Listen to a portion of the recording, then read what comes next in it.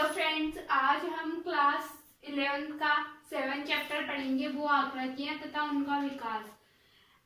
पिछले चैप्टर में हमने अपरदन, अपक्षय और निक्षेपण के बारे में पढ़ा। अब हम पढ़ेंगे कि भू आकृतियों का क्या मतलब होता है, उनका कौन कौन सी भू आकृतियां होती है तथा भू आकृतियों के कारक कौन कौन से होते हैं।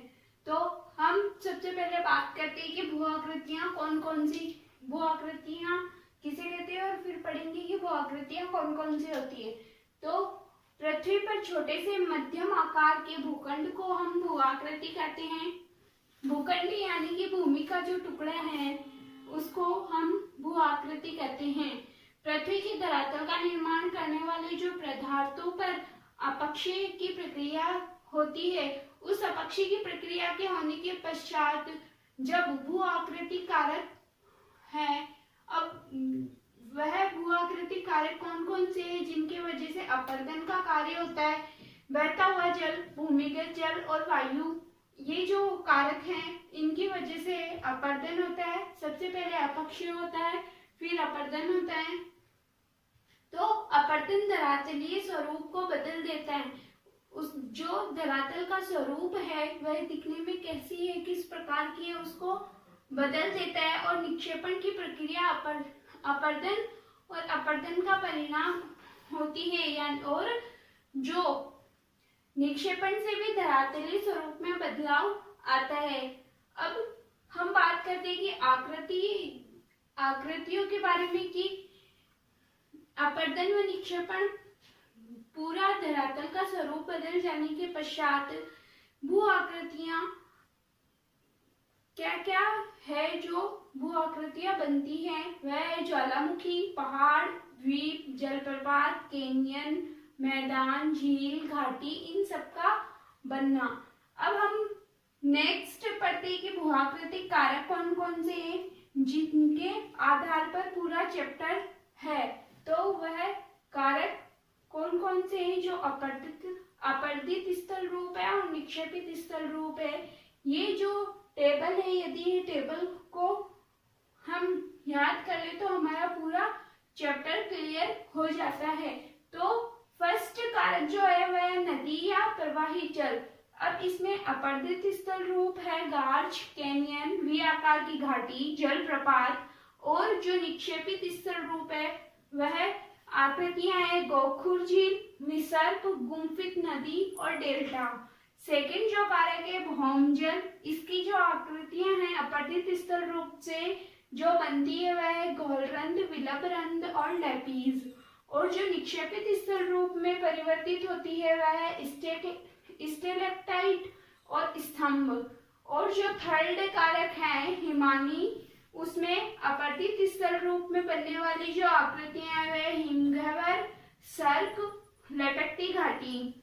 और निक्षेपित स्थल रूप में हिमोड, एस्कर और ड्रम व्हील। और जो हमारा लास्ट कारक है वह है पवन। उसमें अपरदित जो स्थल रूप आकृतियां हैं वह है पेडिमेंट, प्लाया और शत्रक्षेल। और जो निक्षेपित स्थल रूप से बनने वाली आकृतियां वह है बालू टिबे, बालू रोदिका, वह लेगून। अब हम सबसे पहले भू आकृति के कारक में इसको विवरण से पढ़ेंगे कि जो फर्स्ट कारक है वह है नदी या प्रवाहित जल। हम इसको विवरण से पढ़ेंगे कि इसमें क्या क्या होता है और किस प्रकार जो अपरदित स्थल रूप की जो आकृतियां हैं उनका वह कैसी होती है दिखने में और उनका निर्माण किस प्रकार होता है। अब हम पढ़ते हैं नदी प्रवाहित जल की। नदी प्रवाहित जल जो कारक है वह जो नदी द्वारा निर्मित स्थल रूप विकास के विभिन्न जो अवस्थाएं हैं वह कौन कौन सी अवस्थाएं हैं। मुख्य रूप से नदी 3 अवस्थाओं में बहती है। फर्स्ट है युवावस्था, सेकंड है प्रौढ़ावस्था और थर्ड है वृद्धावस्था। तो जो युवा अवस्था है वह पहाड़ी प्रदेशों में बहती है और प्रौढ़ावस्था यानी कि प्रदेशों में बहने वाली जो नदी है और वृद्धावस्था यानी कि डेल्टाई जो क्षेत्र है वहां पर बहने वाली जो नदियां हैं उनको वृद्धावस्था के नाम से ही जाना जाता है। तो सबसे पहले हम पढ़ते हैं कि युवावस्था जो है, जो पहाड़ी प्रदेशों में बहने वाली जो नदियां हैं उनकी क्या क्या विशेषताएं हैं। कि जो नदियों की अवस्था है यानी कि जो युवावस्था जो है वह पहाड़ी क्षेत्रों में पाई जाती है और इस अवस्था में नदियों की संख्या बहुत ही कम होती है और इनकी जो चौड़ाई होती है वह चौड़ाई नहीं होती है, ये सिंगल होती है यानी कि इनके साथ ये केवल पहाड़ी क्षेत्रों से निकलकर ही बहती है और दूसरी अन्य नदियां आकर इनमें नहीं मिलती हैं। और ये नदियां जो घाटियां बनाती है वह घाटियां वी आकार की बनाती है जिनमें बाढ़ के मैदान अनुपस्थित या सक्रिय बाढ़ के मैदान मुख्य नदी के साथ साथ पाए जाते हैं, यानी कि बाढ़ वाले मैदान नहीं होते हैं। थोड़े सक्रिय मैदानों का मैदान जो है वह मुख्य रूप से होते हैं और ये जो जल विभाजक होता है इनका वह थोड़ा चौड़ा होता है जिनमें दलदल और झीलें होती है, यानी कि ये आगे जाकर जो नदी बहने वाली है ये बहती नदी आगे जाकर थोड़ी चौड़ाई रूप में फैल जाती है। तो उस चौड़ाई रूप में कुछ जगह दलदल जमा होता है और कुछ जगह झीलों की तरह आकृतियां बन जाती है। और जो हमारा सेकंड है प्रौढ़ावस्था, मैदानी प्रदेशों में जो नदियां बहती है कि नदियों की ये जो अवस्था है वह मैदानी क्षेत्रों में हमें ज्यादातर देखने को मिलती है और इस अवस्था में नदियों में जल की मात्रा जो होती है वह बहुत ही अधिक होती है और बहुत सारी नदियां जो कि आकर इसमें मिल जाती हैं।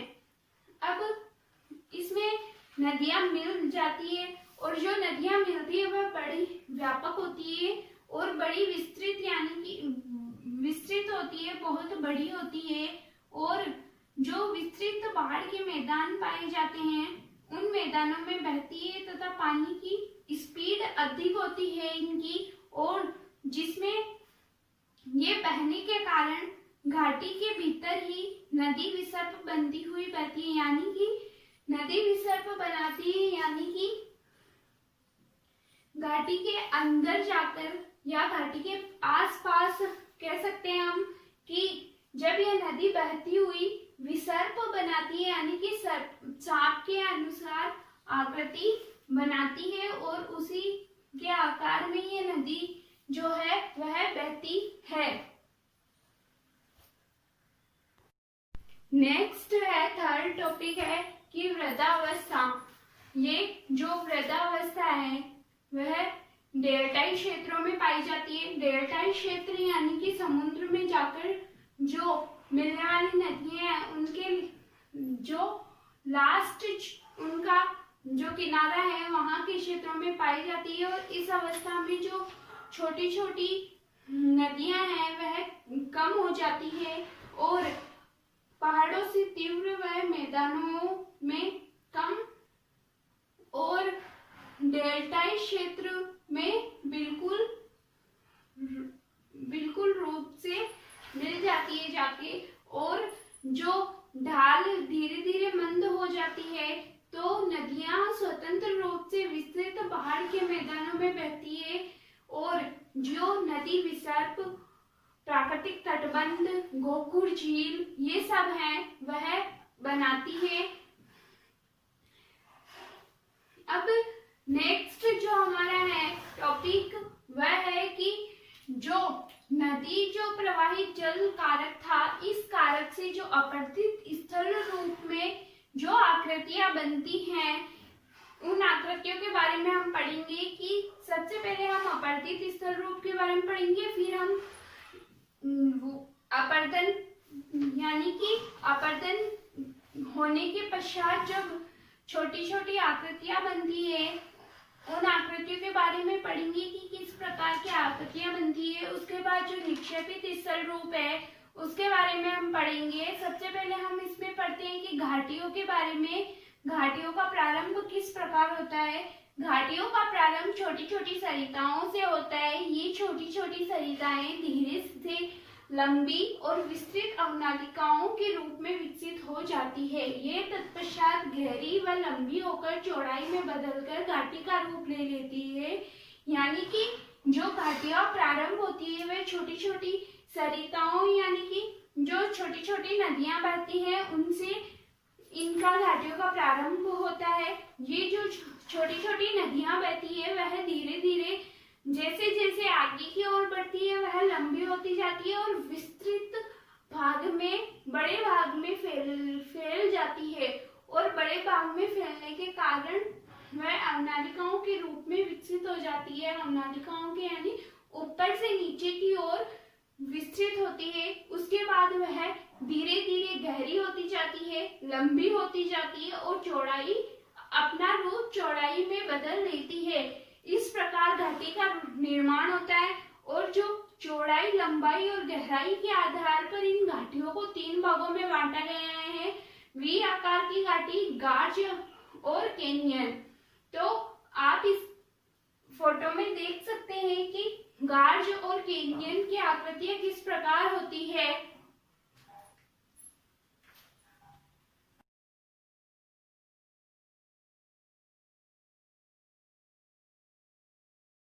अब नेक्स्ट टॉपिक है गार्ज और कैनियन।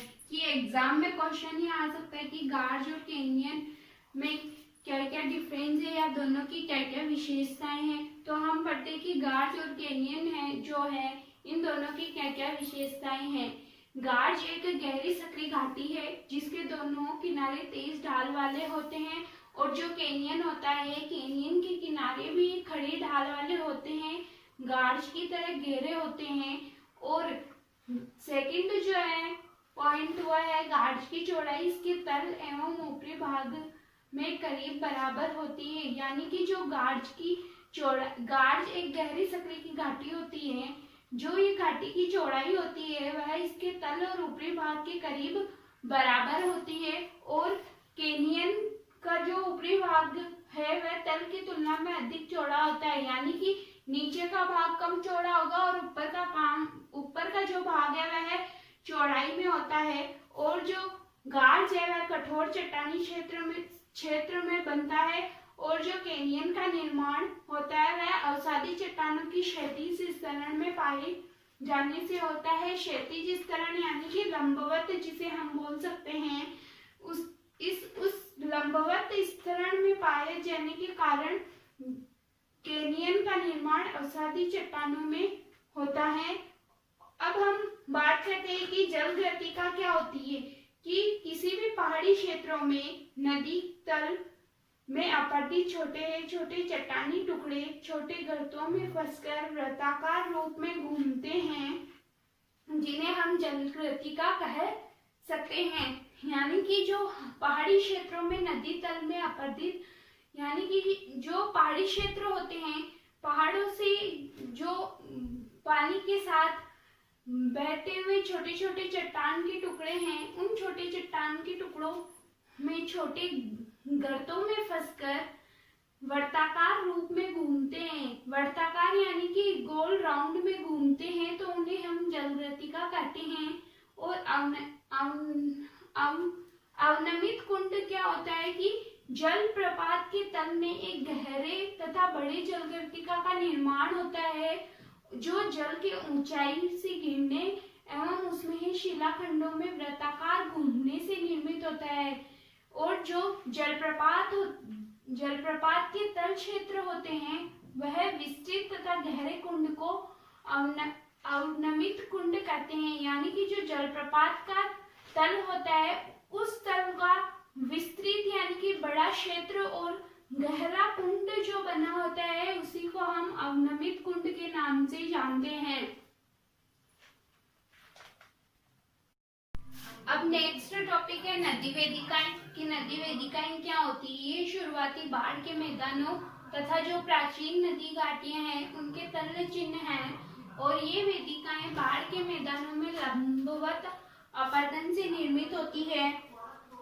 तथा यह भिन्न भिन्न ऊंचाइयों पर अनेक वेदिकाएं हो सकती है, जो कि आरंभिक नदी जो है उसका जल स्तर को दिखाती है, यानी कि जो आने वाली नदी है उसका जल स्तर दिखाती है कि उसका जल स्तर कितना है, किस स्पीड से वो चलती है। नदी वेदिकाओं को दो प्रकार से बांटा गया है, युग्मित वेदिका और अयुग्मित वेदिका। तो हम सबसे पहले बात करते हैं कि युग्मित जो वेदिका है वह क्या होती है। यह नदी वेदिकाएं नदी के दोनों ओर समान ऊंचाई वाली होती है, तो इसे हम युग्मित वेदिका कहते हैं, यानी कि समान ऊंचाई, यानी कि इन दोनों की इस right side and left side दोनों साइड से समान ऊंचाई होती है इनकी, तो हम इसे युग्मित वेदिकाएं कहते हैं। यह दोनों तरफ से बराबर होगी, इनका जो स्तर होता है जल का वह बराबर होता है। और अब है सेकंड कि अयुग्मित वेदिका कौन सी है।